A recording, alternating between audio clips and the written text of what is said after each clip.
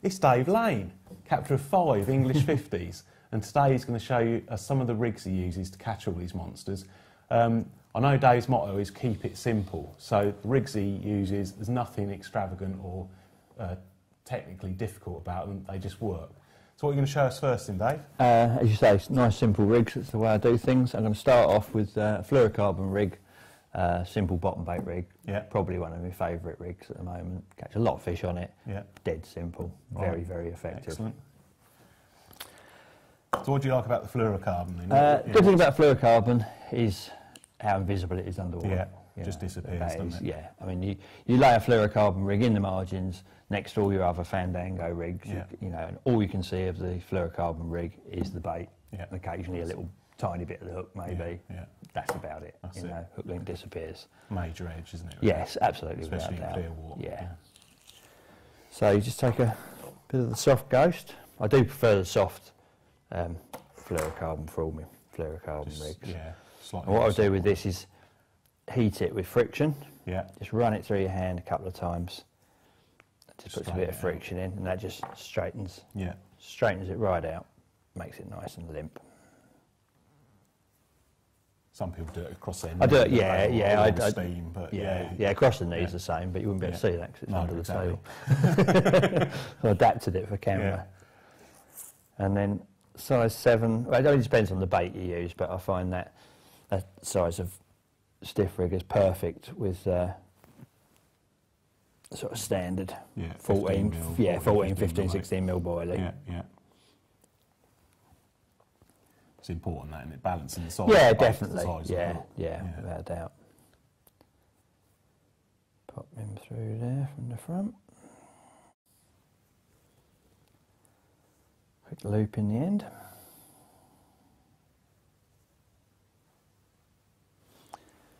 There's a baiting needle just to pull that through.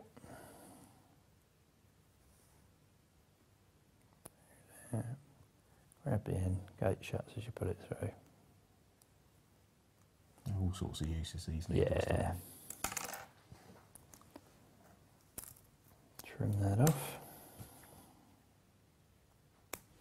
So this is the hair loop? Yeah, so basically it's just a straightforward overhand loop. I mean, people have got different ways of tying it. I find with the lipped sort of baiting needle, it's just takes all the guesswork out of it.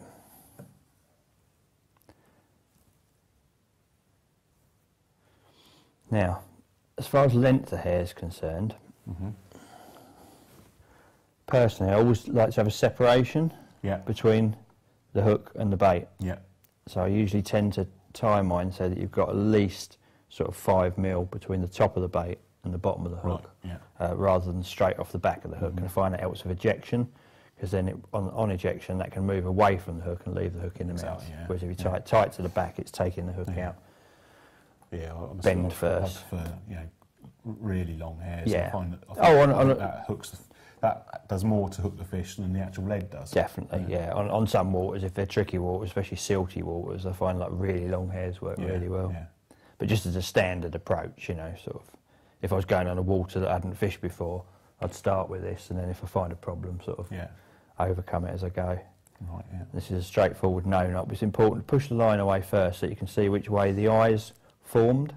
So that your first turn goes into the back of the eye rather into where the closure is.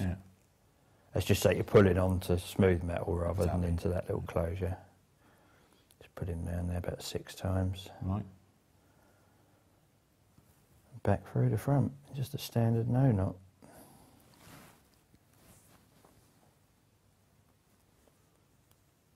Gently tease that knot down. Popular knot ever. Oh, it's, I mean, I don't know how we've managed without it, to be honest. I used to do this with a whipping knot.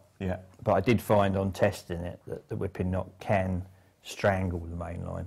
And if you put a lot of pressure on it, it will break on the knot, whereas this never breaks on the knot, because there's no actual crossover of mono anywhere on the rig. So that's the business end. Dead simple. Nice and simple. With the fluorocarbon, you do find sometimes you might get a once around the lead on the cast. But generally, it's pretty tangle proof because it's got that absolutely. But just by adding that you know, and a little sleeve to the end, and the problem's solved straight away. A little boom, doesn't it? Yeah.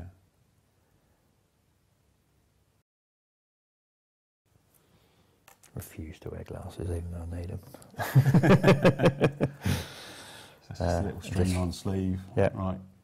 Little link swivel.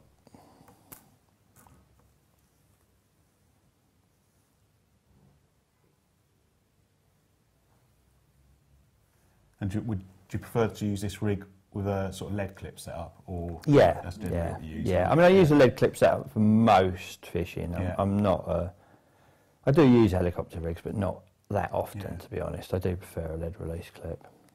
Simply so you can get rid of the lead. So I can dump the lead in weedy waters. I mean, the water I'm fishing at the moment doesn't allow helicopter rigs because it is very, very weedy. Right.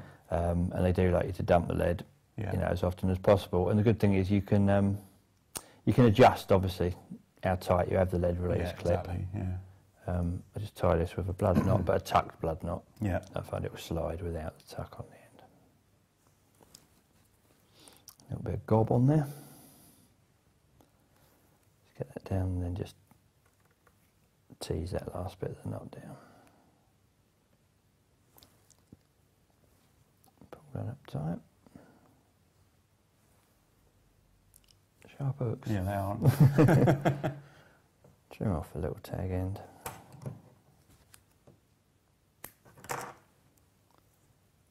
Slide the sleeve up over the whole lot. If you give them a little bit of welly, they will go around over that uni-link. So what have you caught on this rig lately? I've been using the fluorocarbon space for the last 2-3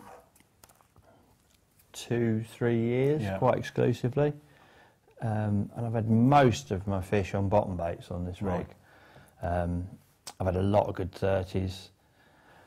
I used it over at a syndicate lake near where I've moved to in sort of Suffolk, Norfolk borders. And in the first year I used it on there, practically emptied the lake. I had 20, 25 different 30s, I think, out there. Did you find that, switching over to the fluorocarbon, you did it because you thought they were sussing out?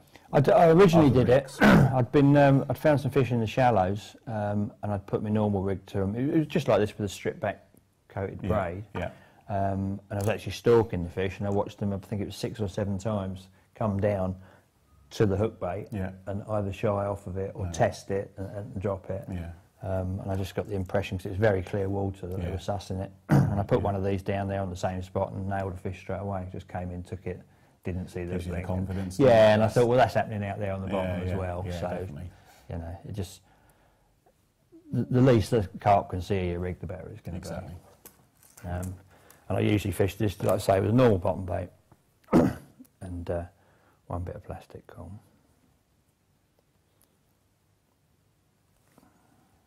Do you use the plastic corn as a visual thing, or to give it a little bit of extra buoyancy? Both, to be honest, a bit of both. And it's a confidence thing as well, really. It's something you try, and then you can have a few on it, and then you just you end up doing it all the time. Yeah, you just do it all the time. You just think, well, for whatever reason, it works. So you just keep on with it. So just slide both of those on there.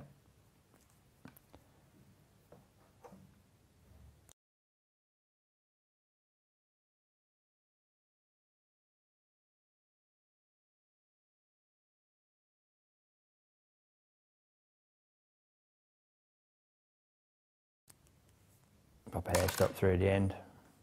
That's a nice little bit of separation there between the two, so an ejection that can come back out.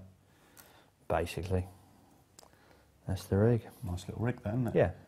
Dead simple. Yeah, easy, quick to tie. You don't mind in the middle of the night if your hook's not quite as sharp as it was when you started, whipping up another one. It doesn't take you a couple of minutes. Yeah, exactly. Yeah. Nice and simple. So there you go. Dead simple rig there. That's a good motto. Keep it simple. Yeah. And it catches big carp. Lots of them. Excellent. Thanks, Dave. No problem.